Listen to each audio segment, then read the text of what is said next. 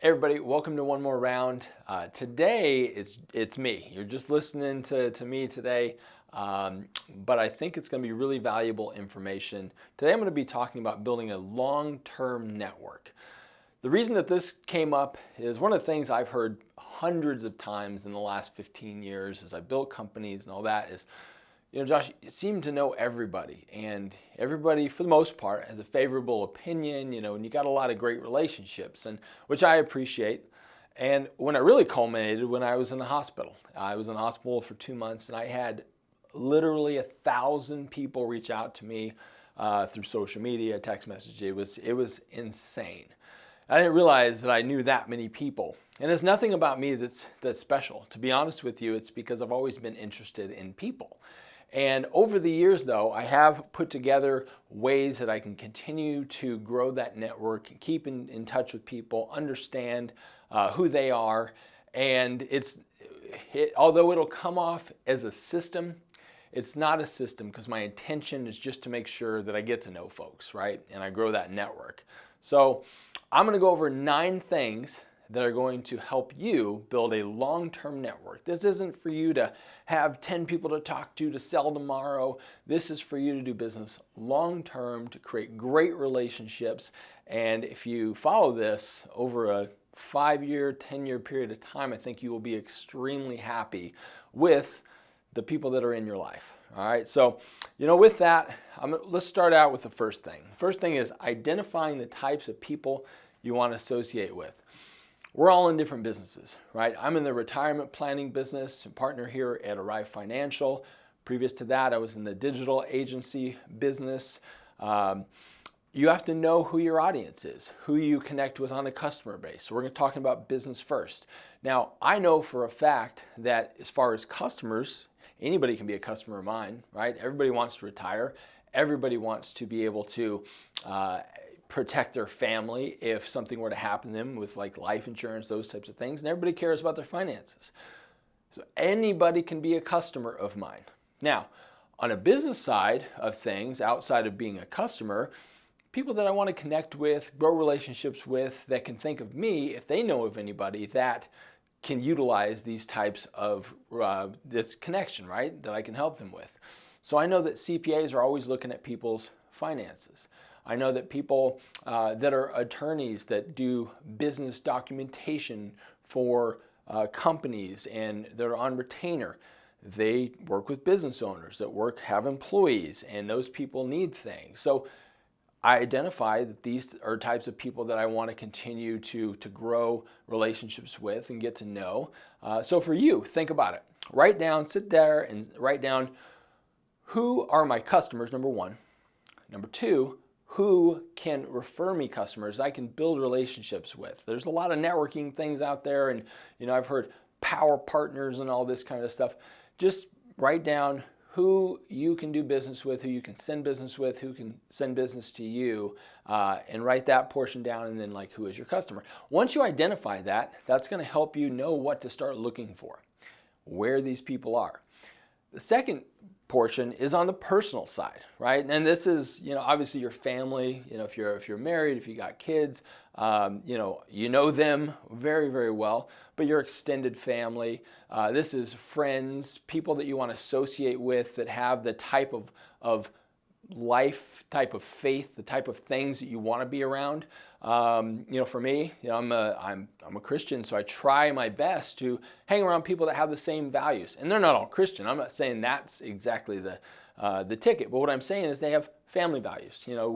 We connect on that side. We have the same types of humor, and I like to associate with those types of folks. So knowing that, now I know, okay, this is the type of person, guy, girl, families that I would like to be around and learn from, not just to have an acquaintance with, right? So when you write that portion down, then you can think about, okay, where are these people? And that's one of the points here we're going to talk about here is learning about those people. Before we get into that, start thinking about the people that you've just written down. Where are they? All right? So the business side, where are my customers? Where are the people that I do business with? Where can I meet some of these folks? This could be if you're in an industry where you're doing a lot of different types of business to business and you want to make connections, there's meetup groups, networking groups, or CEO groups. There's all kinds of different places you can go and have lunch and get to know these folks. Sometimes there's weekly groups that you can go to and look at, okay, where would my time intentionally be good at building relationships on that side? Well, where are my customers at? Like I said, my customers are everywhere I walk. So me being friendly, figuring out opportunities to chat with somebody. If I'm standing there in the grocery line, I see something that they have in their cart that I really like, or I see something on their t-shirt or whatever, I'll comment on it. Simple as that. Just create conversation. I'm not trying to get this person as a customer. However, I'm trying to open up a dialogue and a conversation. And sometimes that turns into somebody that's like, oh yeah, why don't we connect? Or don't you go to my gym? Or something along those lines. And now you can start forming a connection. Great example of that. I was at Sprouts maybe 6 months ago. Ran into a guy that's been going to the gym. We've probably seen each other for 2.5 years, but I always got my headphones in. He always does as well. But we start talking in Sprouts. Super nice guy. And we've created a relationship. Now I see him in the gym. We talk a little bit. He's not a customer or anything, but he's the type of person that I like to be around, like to chat with. So random opportunities to find opportunities to create new people that you can talk with and start relationships with. Now, the next thing is learning about the people and remembering things. This is something that I'll never forget. I was at an event, a guy named Bob Burg. Bob Burg, he wrote a book called The Go-Giver. And if you haven't read The Go-Giver, it's a fantastic book. One of the things he did when he was about to give a seminar is he had gone around the room and he just met people. Hey, you're John, Jake, Jane, whatever. Just meeting folks. And then they corralled us. Okay, he's going to get ready to speak. They give him the introduction. Bob says, everybody in here who had a chance to say hello to and meet, please stand up. So everybody stood up. And Bob then says, okay, I'm going to tell you your name. If I get your name right, go ahead and sit down. There's about 25 people that stood up. He had just met this morning. And he, one by one, gets the exact name right. And then, not only that, he told us all something distinctive about each person that he had talked to and that they had told him. This taught me something extremely important, that you have to be interested in other people. I had read How to Win Friends and Influence People. Fantastic book, totally read that. And that's all about being interested in folks, that they are the most interesting subject. Well, I saw it in real time of what this guy was able to do in less than half an hour, meeting 25 people and then getting up there before he speaks. He was so interested in other people that guess what? They felt the connection. I still remember that story. I'm telling you that story today. This happened 13 years ago, right? So being intentional and learning about people. So here's some things that you would want to know. Here's some cool questions. Hey, are you married, right? And I know you don't just ask like some random stranger, but if you're sitting down, one of my favorite little restaurants, Opalife. If I'm sitting down, at the bar, drinking, soda water these days, but whatever, eating lunch, and I see someone, and we strike up a conversation because we're watching some sports. Start talking, oh, do you work around here? Oh yeah, I work here, blah, blah, blah, blah, blah. Awesome. And then, you can ask about, the family, if that conversation kind of leads that way. Oh, you're interested in the sports. What do you think about this team this year? Oh man, I think they're terrible, or they're great, or whatever. And you start creating dialogue. And then you can find out, so do you golf? If you're talking about golf, oh no, I don't. I just watch it. You play basketball, if you're watching basketball, whatever. You're finding ways to connect and you're asking about them.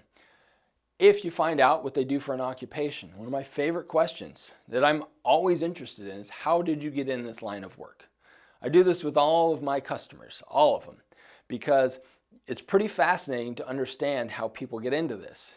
And a quick story on that. So I'm in the hospital and there's a doctor, Dr. Amabile. He's one of the heart surgeons that does transplant at Banner University. And I could tell that, we had a connection, and he does with all his patients. But there was one time specifically, he had come in and we were talking, and I'm like, Dr. Amabile, how did you become a heart surgeon? Or a transplant surgeon of all things? And he sat there and he told me his entire story. This guy, his family owned a pool construction company. And he ended up going into that business and was going to community college, wasn't even getting great grades at this point in time. And his friends were like, hey, for the summer, we're all going to become EMTs. We're going to go out and we're going to have fun. And he's like, oh, that sounds good. So he became an EMT just for the summer. And he had a very unique experience where one of the things he was doing is he was actually delivering organs. He was part of that team. And one of the doctors that he delivered the organs said, hey, would you like to come in here with us? So he scrubbed in and he's just this EMT and he sees a transplant happen. Okay, then he's like, oh my gosh, it was amazing. He goes home and he tells his parents, I know what I want to do for the rest of my life. I want to be a surgeon. And they're thinking like, you know, you're working for our family business doing this. You're not even getting good grades. You know, they don't say this, but he can tell. Okay, so he started on that journey, ended up obviously getting great grades, raising those, went to school in South America, one of the greatest schools for transplants, then studied at University of Arizona, also one of the best schools in North America for transplants, and that's how he got into that realm. Well, that story is amazing, and I guarantee that I'm probably one of the very few people that have been a patient that asked him that question. And to this day, if you mention my name, he knows who I was, and he wasn't even the one that did my transplant. So again, that's just an example of learning about where people come from, what they're interested in, where they're from too. Hey, I'm from Safford, Arizona. You've heard me say that. So I'm a big Safford guy, although I don't live there. I live up in the valley. There's a lot more opportunities up here. I still know where my roots are. So when I hear somebody say I'm from Wilcox or Safford or Thatcher or Morenci or whatever, I know there's a commonality. You only live there if you either A, work for the government, B, work for the mine, which is a majority, or C, you have your own small business, right? That's like the three categories. So there's always a commonality, and then you know families and those kinds of things. So if you ask about where somebody's from, you're going to get some more insight in who they are. Okay, so that's important. That is getting information about people. Now, if you have a terrible memory, write some of this stuff down. If you're really interested in people, what you'll find is you'll remember stuff about them that they forget telling you. I literally sat down with a client the other day I was doing an estate plan with, and he happens to be a dentist. I met him one time briefly, had about a 25-minute call with him. And again, how did you get into dentistry? You know, and he's telling me these stories, and he tells me he's been in it for 35 years. Him and his wife ran it together and all this. Apparently, he had forgot, he even told me these stories, so I'm bringing up some things from our conversation when we were sitting down. He's like, man, how do you remember that? I said, well, you told me, and we had a conversation, and you told me this story, and blah, blah, blah, blah. And it was awesome, because now we made the connection. I was able to help him in business. We're going to be doing other business together, right? So make sure you pay attention and you actually care, because that is a key component of all of it. So number 3, look for potential opportunities to give, right? So this is an important one. So we have connections you can make, resources you can recommend, gifts. We'll start with connections. One of the things that I've always tried to do, and this goes way, way back, is trying to connect people. And that means, let's say I'm sitting down and Hank, who's behind the mic here, Hank and I are talking, and Hank says, oh man, I'm looking for a great restaurant to host a birthday party at. You know, do you know of any? Well, I can be like, oh yeah, you know what? One of my favorite ones. Opalife. Now, I wouldn't tell Hank that because he and I have been there about 30 times together. So, but they got a good setup for it and blah, blah, blah. And then I would make a connection with him and Angie and say, hey, he's looking to do this. You know, can you help him out? Put together something awesome. Now that's a connection I've made. Let's talk about on a business standpoint. Let's say, for example, somebody's sitting down with me and we're going over the retirement planning. And I ask them, hey, do you have a good CPA? And they're like, no, I don't, or I do, but man, they've been really unattentive the last couple of years. Say, would you be open to me making an introduction? I have a friend, Mario, who has a CPA firm. Actually, he was just named one of the top CPA firms in Arizona as of a couple days ago with Forbes. Would you mind if I made an introduction? I think you might really like him and he could help you. Well, wow, yeah, that would be fantastic. And make the connection. Do I make anything off of that? No, I don't care. That's not the purpose of it. But now I've made a connection. So when Mario and let's say James, we'll call him, they get together and they're talking, well, guess who's going to come up in conversation? Well, probably me, because I introduced them. And every time they do business over the years, at least once or twice here and there, I'm going to come up in conversation. And if I've done my job well of building relationships, I've connected with both of them on separate occasions.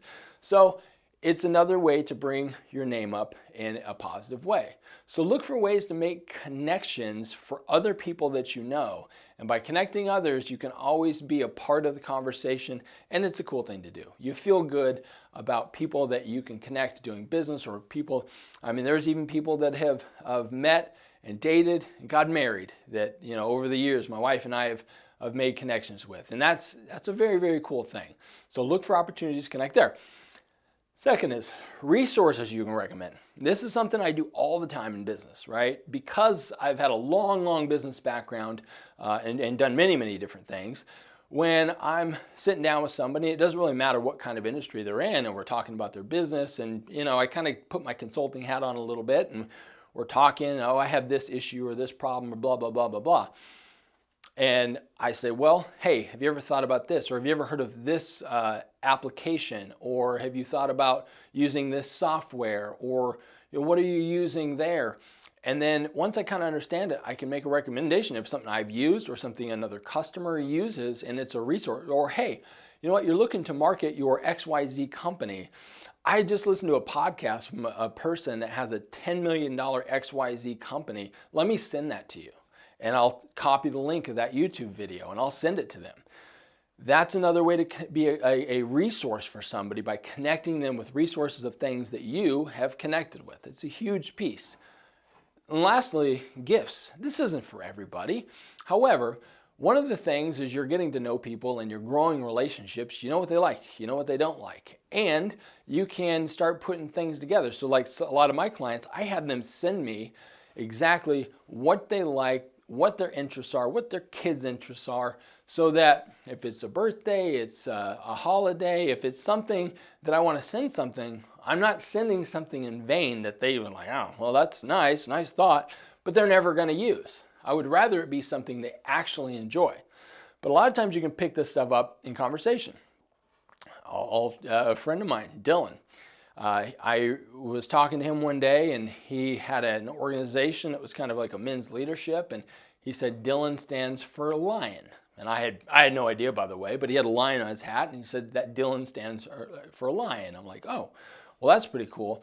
Well, if you've been to my house, and some of you have, my dad has a painting he gave me, and it's this really cool lion. And Dylan had seen it and commented when he had come over for dinner. And I'm like, okay, boom. I remembered that. So I said, hey, Dad, I need another print of this. Can you get that? And bought it, paid my dad. And on Christmas, I surprised Dylan with this. He had no idea. We weren't even doing business. We still don't do business together. He's just a friend. But I got him this gift. And guess what? On almost a lot of the home videos that he does, that he's talking in leadership, that painting is right there, right? And he always will remember me for that. So that's an idea of listening to something that you think people might enjoy. I know Hank, who's sitting here, he bought me a really cool knife because we were talking about knives one day, and I still have that. Being attentive and listening, and there are opportunities, and it doesn't have to be expensive, but it lets people know that you care, that you're listening to them, and that is the biggest portion of making a deeper and deeper connection, right? So, turn around here. Fourth, celebrating wins and occasions. This is extremely important. Now, some people will use a CRM, and I have a CRM, and I utilize that for some of this. If you don't have a CRM, which is just a customer relationship management software, you got Facebook, right? At the bare bones minimum, whoever you're connected with on Facebook, you know what their birthday is because every single day it'll show you their birthday. Now, here's my recommendation. This is a little caveat on the whole birthday thing. Yes, you can say happy birthday on Facebook. That is going to get lost, I promise you, among the other 500 people that said, happy birthday on Facebook. And there's nothing wrong with that. It's awesome. Do that. However, text goes a little bit further. But if you want to do the ultimate when it comes to a birthday recognition, an anniversary recognition, pick up the phone. And let me tell you a story. So a very good friend of mine, Danny, who owns a great real estate company out here. Danny is an amazing connector of people. We've been friends we've known each other for 20 years. We've been friends for probably 15. And he is one of those that will always call me on my birthday. He will, throughout the year, he'll look at me. Now he's had people that have worked for me that have bought houses from him, but the house we bought, actually, we did without a realtor. It was just one of those weird circumstances. And so he hasn't like earned money from me, but I've referred him, and he's a good friend. And there was 2 years ago on his birthday, it's September, I saw it was his birthday, and I called him. I'm like, hey, Danny, how you doing? Happy birthday, man. And he's like, man, thank you so much for calling. Said, you and your wife, my wife called earlier that morning, I didn't know, are the only people that called me. He said, I got a lot of texts, of course, and Facebook and all that stuff, but, I call people all the time, and I appreciate that. And he tells me this. And I was like, oh, okay, that's pretty interesting. I guarantee of that birthday, he's going to remember me and my wife more than any other text or Facebook message he had gotten that day. Now, not gifts. He might have gotten some amazing gifts, which I think I did buy him a nice bottle of tequila that year too. But regardless, he's going to remember that. So for you, if you have somebody that has a birthday, sure. Worst case scenario, send them a text, right? Don't just go the Facebook route. But give them a call. If you got a minute, it doesn't need to take long. And if they don't answer, no problem. You know they're busy. It's their birthday, right? Hey, just wanted to give you a call. Hope you had a wonderful birthday. Hope you got some cool things going on. Give me a shout. No rush. I'll talk to you next week. Blah, blah, blah. All right. That will make an impact on folks, and it's a way to connect. Remembering anniversaries, seeing things that are happening with their kids. Their kids are in sports. Maybe they won like a championship doing something, or they got an award at school and they put that on Facebook, and looking for social media. Look for opportunities to celebrate wins. Now, this isn't about you. It's about them. But over time, over a body of celebrating wins with them, they're always going to see you in a positive light, because you're always looking for opportunities to appreciate them, right? So it's important to celebrate people's wins. When it comes to celebrating wins and occasions as well, sometimes a gift can go into that as well. I'm not saying send a gift for every grandchild born or anything like that, but if there are people that are really important in your lives, finding opportunities when they have a big win to do a little something extra. Not a gift card. Maybe it's just a card and it's a handwritten note, sending that out there, because they're going to remember that. And those are the types of things that you do to build relationships. All right, 5, schedule daily times to do this stuff. This is very important. If you're watching this, you're listening to this, I know you're busy. Everybody's busy. I'm 42 years old. Well, I just dated myself. I'm actually 41. I turn 42 next month. My wife and I, we got 3 kids. We have businesses that we both run. We are working hard, kid life, all this stuff. Life is pretty chaotic, and there's a lot of busyness going on, and it's all good. Nothing wrong with it. But I know you're in the same situation, whether you are married or kids or it's career or whatever. Life's busy. So you have to make sure that you take time on a daily basis, because otherwise weeks can go by, months can go by before you're actually reaching out to people on strategic days, whether it's celebrating a win or looking at that. So for me, what I try to do in the morning is I'll look and see if there's anybody's birthday who I didn't already know is coming, that I've already done something for, and say, okay, cool, I'm going to give that person a call. Or, hey, you know what, I haven't reached out to my buddy Simon in a while, and we haven't played golf. And we're not doing business together, but he's a great friend of mine, and I want to continue that relationship. So I'll shoot him a text. Hey, brother, been thinking about you. How are things going? Law firm's great, awesome. Hey, let's get out for golf. Let's have dinner, whatever the case is. And you need to start thinking about those people you haven't talked to in a little while. And if you take 30 minutes in the morning and strategically do this, celebrate wins, and then you strategically look at people you haven't talked to in a little while, send them a quick message. It doesn't even matter if they get back to you. Of course, you hope they would, but it doesn't matter if they do. they saw it, and maybe a couple days will go by and they'll get back to you. So taking strategic time on a daily, at minimum, a weekly basis to do this stuff really can make an impact, and it stacks up wins in other people's lives for you over time. And that's how you build a long-term network. Okay, we'll go this way. Social media, right? Like, comment, and post. Social media is such a powerful tool because everybody that you know and you have good relationships with, you're probably connected on Facebook or Instagram or TikTok or X or whatever. You're connected somewhere on social media. Here's what I recommend when it comes to that. Pay attention to what they're posting. Pay attention. Meaning that if they post something, give it a like or comment on it if it's something you want to engage with. Do that, because I'm telling you, there's a lot of people that will just scroll by and be like, oh, that's cool, and will never like, never comment at all. The audience is there, but if you can be that person that gives some reinforcement that I care about what you're saying, it makes an impact, right?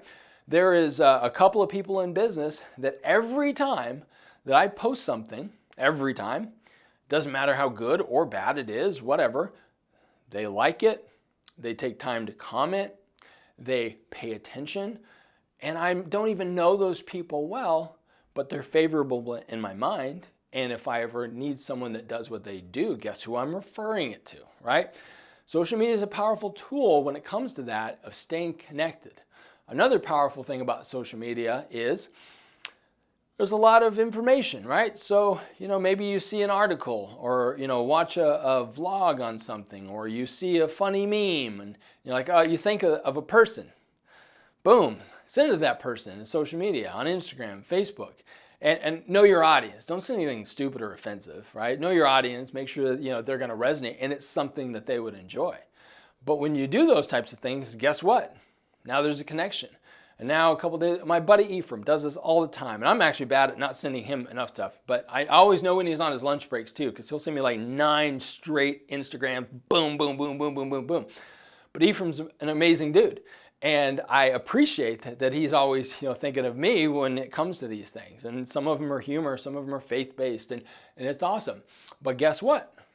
I think of, Ephraim when it comes to these things. And there was a group that we were a part of. Most of that group, I don't think of ever. And it's not because I don't like them and appreciate them, but they're not top of mind. I haven't talked to them in years, or a year, right? Whereas him, there's that constant connection. So utilize social media when it comes to connecting with clients or friends and family and those types of things, right? So that's a big piece of it as well. I keep turning the wrong way. 7, make sure they know your expertise and how you can help people. And I didn't put this first because it's not the most important. As you build relationships through a long period of time, guess what? What you do and your expertise is going to change. I owned a digital agency for 15 years that I ended up selling. I'm now in the retirement planning business at Arrive, and we're opening up our AUM side this next year. I'm in a completely different realm. But since I changed my realm, I had to let people know, here's what I do now. Here's my expertise. Here's what I can help you with. So I was very heavy on that this last year because I had so many people that I knew that knew me as the digital guy or the business guy or sometimes the IV guy, because we had a mobile IV therapy company for quite a while. And I was like, cool, I need to retell who I am.